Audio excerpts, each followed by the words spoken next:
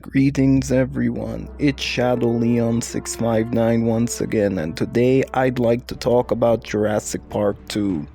Back in the day, I used to have mixed feelings on this film and whatnot, and all that stuff. I wasn't too fond of it and everything, but after the disasters that were Fallen Kingdom and Dominion, I've started re-evaluating this film and whatnot. So, after the success of the first film, we later got a sequel that was released on the 23rd of May 1997, where it grossed nearly $260 million worldwide against its $73 million budget and became the second highest grossing film of that year. Not to mention getting nominated for an Academy Award for Best Visual Effects back when the Academy Awards were relevant and not shit. However, the reception from critics, audiences, and fans was extremely divisive, with some labeling it as inferior to the original.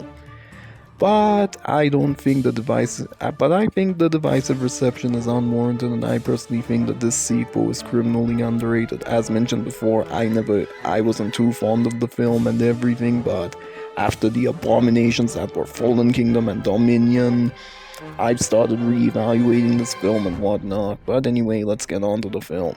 So the film takes place just 4 years after the events of the first film, in where Ian Malcolm and a group of researchers are sent to Isla Sorna to study the dinosaurs inhabiting said island. However, another team is deployed onto the island with their own agenda. Jeff Goldblum reprises his role as Ian Malcolm, who is now the film's protagonist and the more proactive player this time around.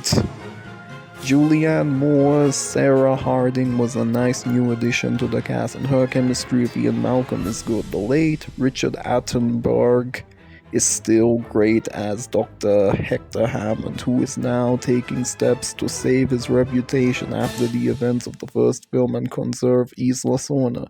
The late Peter Postlethwaite gives a great performance as Roland Temple, who's a game hunter with a strict code of honor and pretty badass at the same time.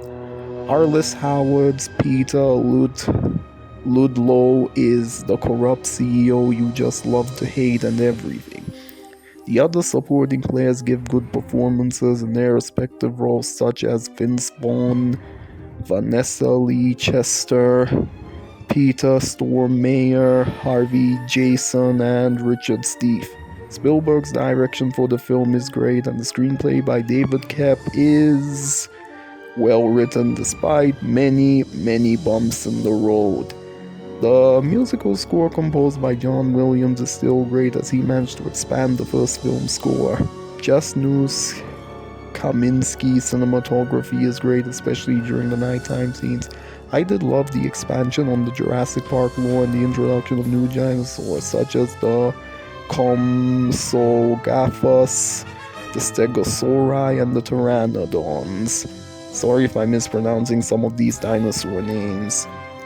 The special effects used to bring the dinosaurs to life are a blend of practical effects work and CGI effects, a step up from the first film. The late Stan Winston's creature effects work is solid for what it is. The T-Rex is still a fearsome monster, and I loved how the Velociraptors was still an obstacle/adversary our characters had to overcome. Plus, I thought that the baby T-Rex was pretty cute, and I felt sadness whenever it was crying in pain. It still has plenty of suspenseful and scary moments, such as the man who gets killed by a group of Compsognathus. I'm sorry if I'm mispronouncing that name, and the ambush scene in the grass. Not to even mention, should I say, the scene in where the bus hangs off a cliff and whatnot. After all, the film's darker and edgier tone is well executed. The T-Rex rampage in San Diego during the film's third act is awesome and exciting. However, it does have plenty of downsides. Like, Kelly doesn't really contribute that much to the plot.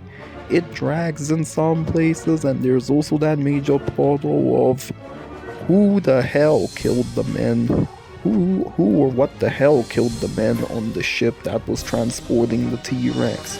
We also had that unbelievably silly moment of Kelly using her gymnastics to kick a velociraptor out of a window onto a pit of spikes as if it was a Mortal Kombat fatality or something. While it wasn't in your face, unlike other films, the environmental message was a bit questionable. But overall, Jurassic Park 2 is a pretty underrated and decent sequel that may not live up to the original, but is a worthy successor that doesn't really